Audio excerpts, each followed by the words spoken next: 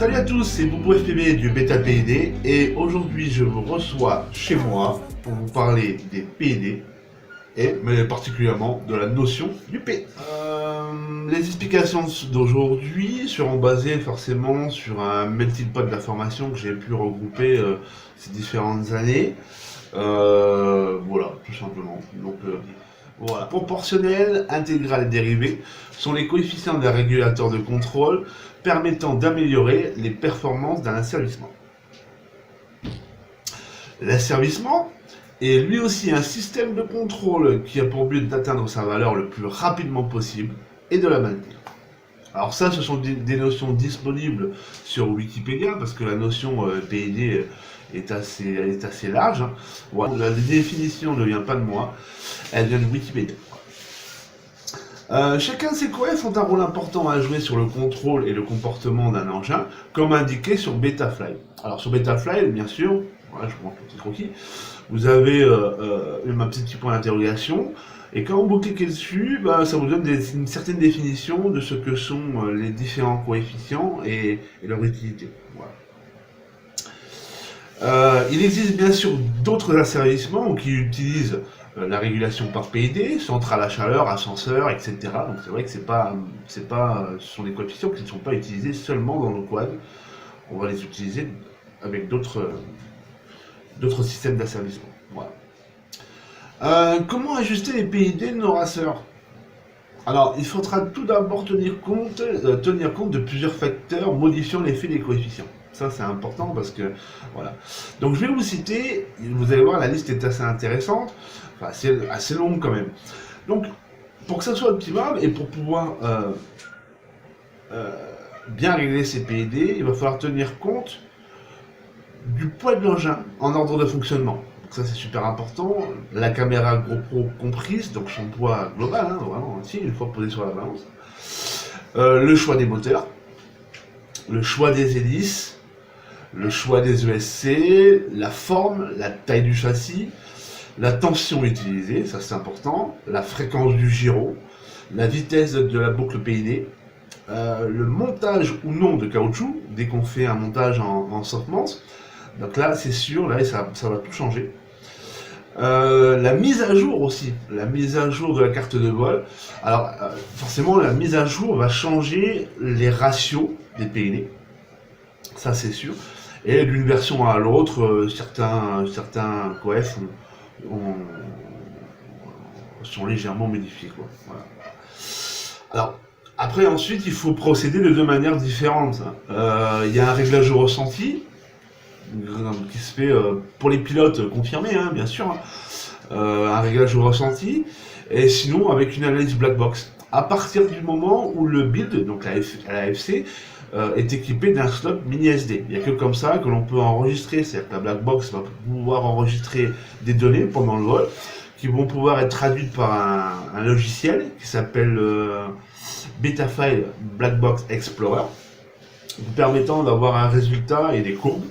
Et ça permet surtout de savoir comment se comporte son engin, résoudre le problème s'il y en a, et aussi forcément bien régler ses PID, parce que c'est très très important, je l'expliquerai ça dans différents tutos.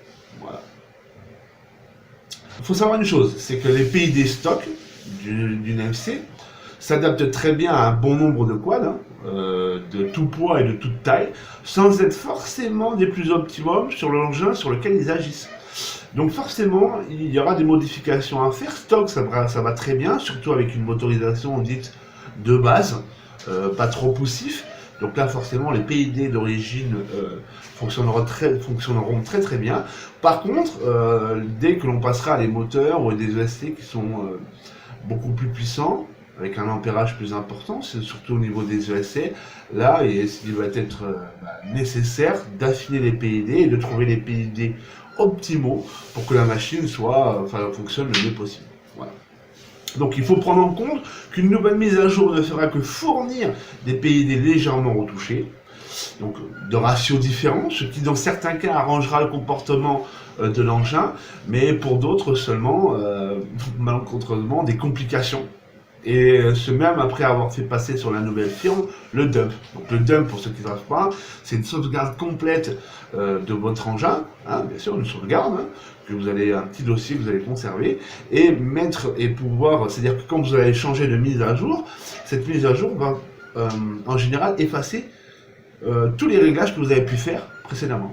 Donc il va falloir ou d'une part prendre ce dump et le mettre sur l'autre mise à jour.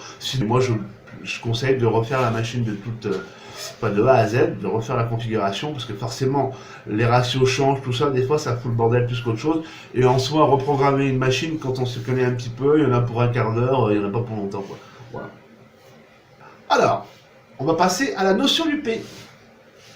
À quoi sert-il ? Alors, le P, il va surtout servir à ajuster la synchronisation entre vos commandes et le gyroscope. Mais surtout à la réactivité et à la précision de l'engin. Voilà. Donc ça, le P, il est fondamental, même si le I et le D sont très très importants parce qu'ils vont compléter ce coefficient-là, ils vont appuyer ce coefficient dans le vol. Mais le P reste quand même une des valeurs les plus importantes. On peut fonctionner avec un P sans I et sans D. Ça, il n'y a pas de souci, ça va créer des complications, mais l'engin ne peut fonctionner sans un P optimal. Voilà. Bon, alors, pour la notion du P, je crois que rien ne vaut un petit schéma sur tableau. Pour la notion du P, j'ai voulu vous faire un petit schéma typique, modulation par PID, représentatif, voilà, avec un petit tracé, une ligne de temps, une verticale qui elle va représenter une valeur imposée par vos sticks, exprimée en microsecondes. De là, deux courbes, une en rouge qui va représenter le RC commande. Le RC commande va représenter, lui, le mouvement de vos sticks, et notamment, sur ce schéma, lorsque vous allez pousser votre stick du roll à droite. La deuxième courbe va être celle du gyroscope. Alors, lorsque vous allez imposer, ici on va imposer une commande à 1800 microsecondes. Ça veut dire que lorsque vous allez pousser votre stick, vous allez monter, pap, vous allez tenir la valeur pendant 1 seconde et redescendre neutre à 3 secondes. Derrière, vous allez avoir un gyroscope qui va essayer de mieux de suivre cette commande. Imposée, bien sûr, par votre stick, lorsque vous poussez sur la commande. Et l'on voit bien sur ce schéma-là que le gyroscope a un petit temps de retard, surtout au démarrage et à l'arrivée. Et cela est significatif d'un P faible, donc vraiment, comme je vous dis, représentatif, voilà, par ces deux endroits-là, où on voit bien qu'il y a une désynchronisation. Tout ça, significatif d'un P faible. Pareil sur ce schéma.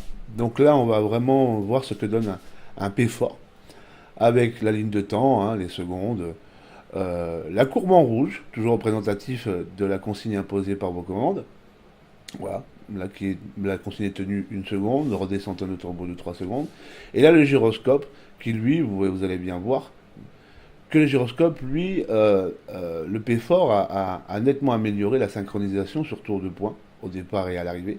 Mais par contre, créant une multitude de problèmes, mais surtout des vibrations à haut régime. Là, ce schéma est significatif d'un P fort. Cette fois-ci, nous allons voir l'effet d'un P idéal, avec une commande que l'on va maintenir un peu plus longtemps, dans l'ordre de 3 secondes, et une redescente au neutre au bout de 4 secondes. Un gyroscope, cette fois-ci, qui va avoir une montée plus sweet, beaucoup plus douce, avec un calage d'informations par rapport à la commande quasi identique, de 3 secondes, et une redescente quasi synchrone en sortie. Et l'on va bien voir que les deux points, départ et arrivée, sont totalement synchrones, sans que la courbe du gyroscope ait une oscillation importante.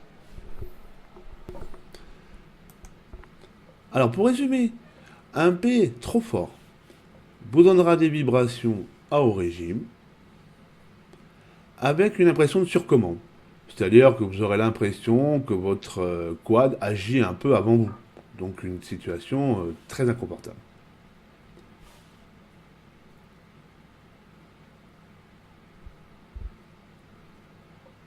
Après, nous allons avoir pour un P trop faible. Quand le P est faible, vous aurez une certaine latence, cette impression de quoi? De mou, avec un manque évident de précision et un rebond en fin de commande.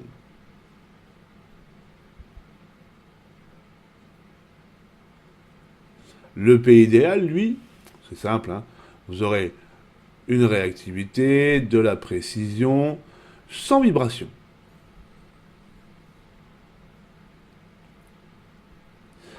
Par contre, dites-vous que d'un build à l'autre, le P idéal pourra être totalement différent.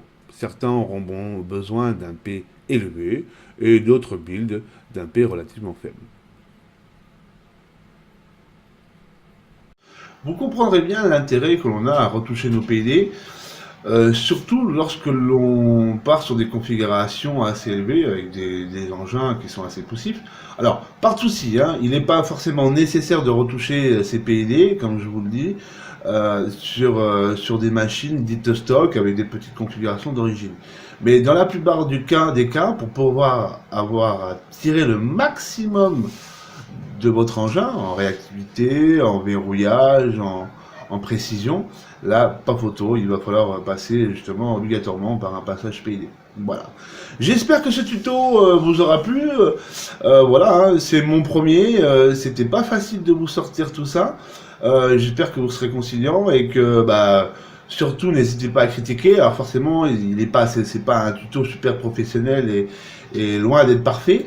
Mais n'hésitez pas à mettre un petit like, partager et puis surtout commenter. Voilà. Donc si vous avez des questions, n'hésitez pas. Vous savez que le PID, le VEDA PID est là pour ça. Voilà. Allez les gars, à plus tard pour la notion du I prochainement dans les bains. Voilà. Tchou. Maman, ton fils fait plus dodo, c'est toi ma chérie d'amour. Ton fils fait plus dodo, c'est toi. On doit faire des sous, on fait les fous.